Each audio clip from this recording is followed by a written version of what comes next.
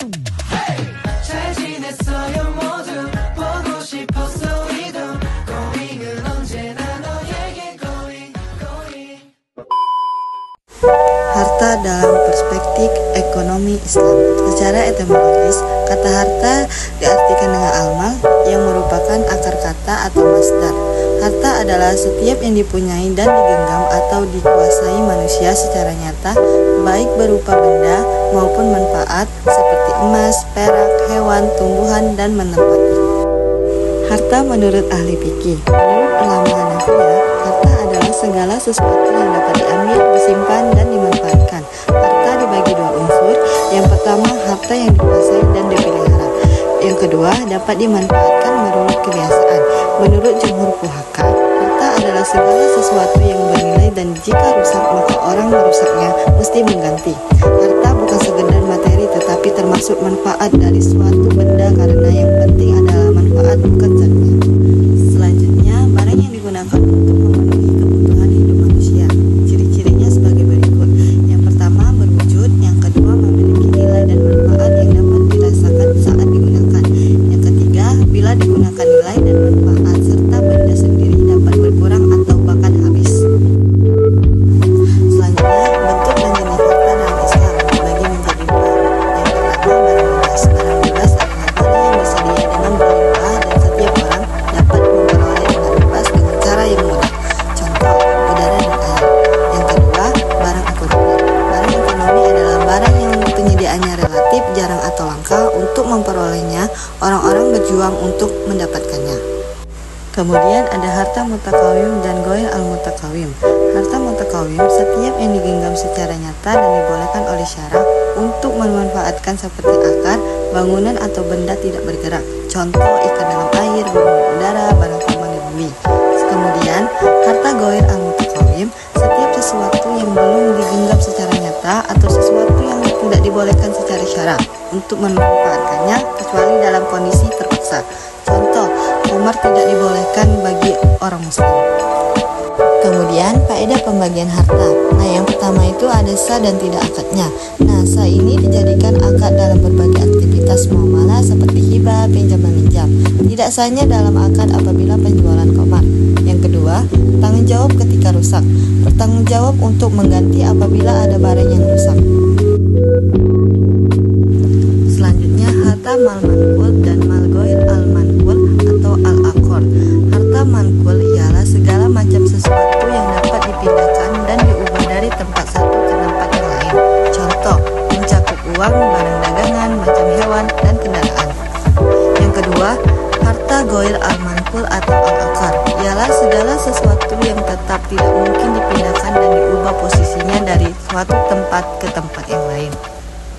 Kemudian harta mal misli dan mal kimi. Harta misli, harta yang memiliki persamaan atau kesetaraan di pasar tidak ada perbedaan. Nah, yaitu perbedaan atau kekurangan yang biasa terjadi dalam aktivitas ekonomi.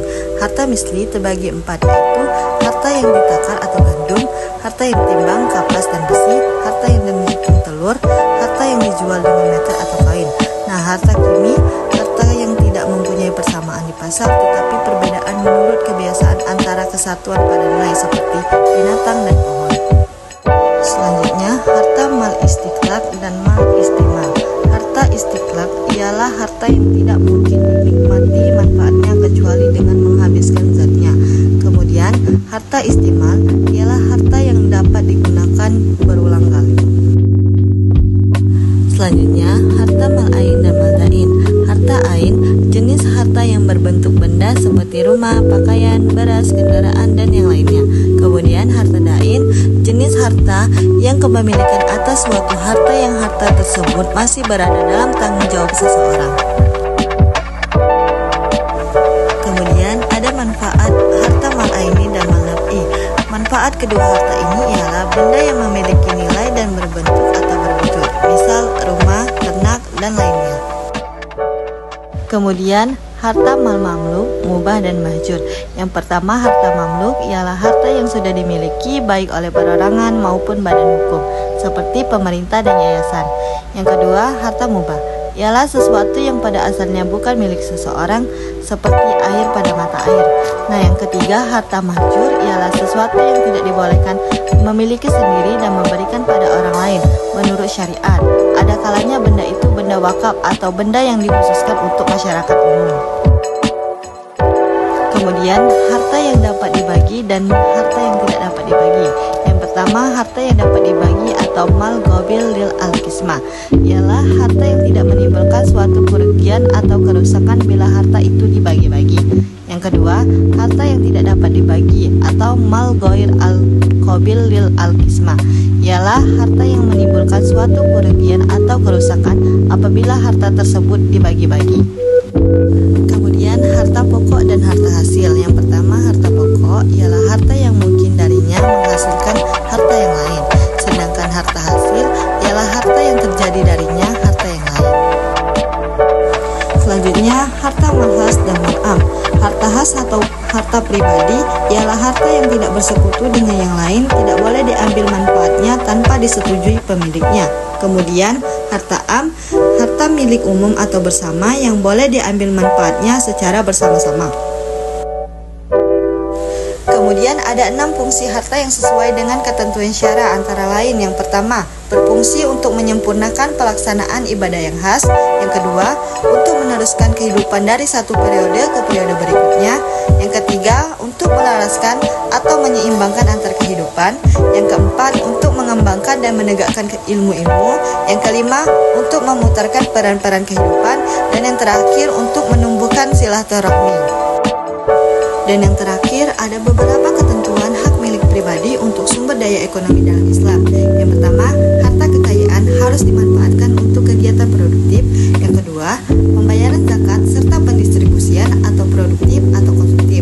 Yang ketiga, penggunaan yang berfaedah untuk meningkatkan kemakmuran dan kesejahteraan material atau